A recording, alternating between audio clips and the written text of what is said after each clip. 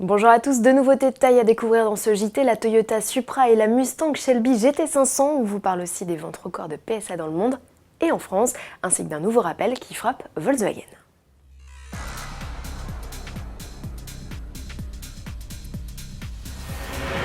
Le légendaire patronyme Supra est de retour chez Toyota. La 5e génération de la sportive nippone a fait une entrée remarquée sur le salon de l'automobile de Détroit. Cousine technique de la BMW Z4, avec qui elle partage son châssis et son 6 cylindres, la Supra a été développée par Gazoo Racing. Techniquement, le 3 litres turbo développe 340 chevaux pour 500 Nm de couple, comme sur le Z4 M40i.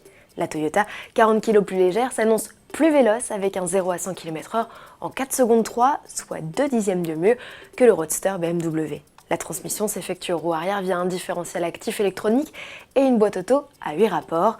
La branche sportive du constructeur japonais a particulièrement soigné les liaisons au sol.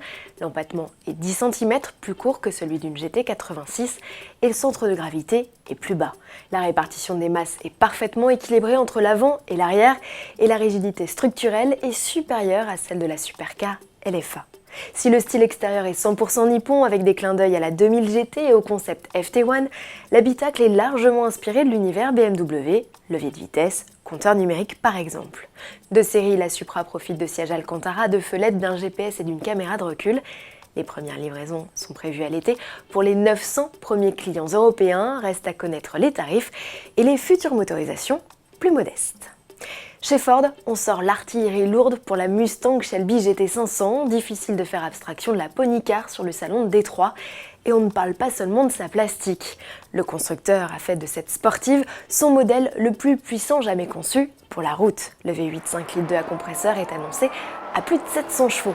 Comptez 3 secondes 5 pour passer de 0 à 100 km/h et moins de 11 secondes pour atteindre le quart de mile, soit le 400 mètres départ arrêté. La Dodge Challenger SRT-L4 n'a qu'à bien se tenir. L'arrivée de ce missile est annoncée à l'automne aux États-Unis.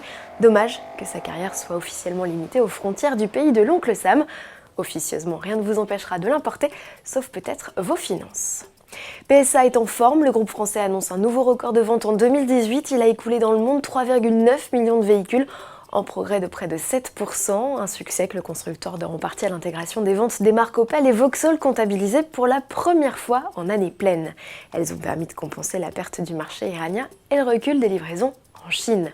L'offre pléthorique de SUV est également à mettre au crédit des bons résultats.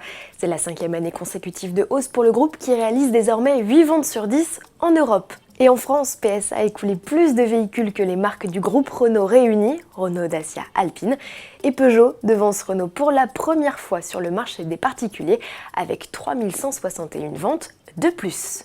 On termine ce JT avec le Dieselgate. Volkswagen serait de nouveau dans la tourmente selon un journal allemand. Une enquête est actuellement en cours pour déterminer si une mise à jour du logiciel équipant les 1 litre de TDI a permis aux constructeurs de tricher avec les tests d'émissions.